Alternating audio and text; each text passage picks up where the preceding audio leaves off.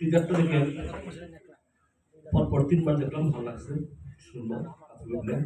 এখন হায়াত ভাইয়ের কথা ধরে একটা কথা বলতে হয় যে আমাদের সিনেমাটা এখন চলে গেছে হাতের মোবাইল আর ইউটিউবে, আর 3-4টা মিথ্যা কথা।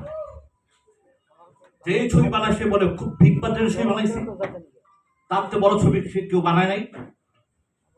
যখন আমাদের লোকগুলো ছবিগুলো দেখে তখন আমার মনে হয়, যখন আমরা শুনি এই মিথ্যা কথা আসলে ধ্বংস করে দেয় পুরো ইন্ডাস্ট্রি। আরেকটা কথা, যখন মানুষ বলে যে ছবিটা সুপার ডুপার হিট হয়েছে, লাস্ট ফিনিশিংয়ে দেখতে পাই প্রডিউসার একটা দুঃখ প্রকাশ করে আমাদের কাছে, নাই চালান নড়ে যাওয়া। আর একজনের হাতে যদি চলচ্চিত্র থাকতো, যদি চলচ্চিত্র চলতো, তাহলে 60টা সিনেমাতে আসছে 12টা সিনেমা থাকতো না। এত সুপারহিট হিরো যদি হয় তো সিনেমা হল বন্ধ হয় কিভাবে?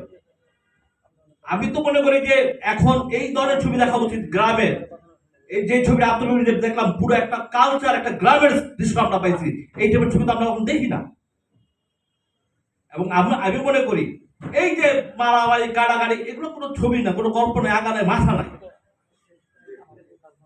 ছবি গল্পের ছবি হইতে হবে। আমরা যতটুকু টিজারে বুঝছি বা গানে আমরা দেখছি একটা গল্পের ছবি মনে হইল আমাদের।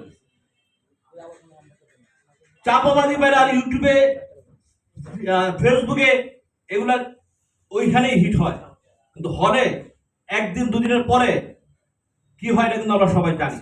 কিন্তু আমি দর্শকের কাছে অনুরোধ করবো, আপনার একদম খাঁটি বাংলার ছবি দেখতে যদি দেখেন, আতুল বিউ দেখবেন। থ্যাংক ইউ, আসসালামু আলাইকুম। ধন্যবাদ।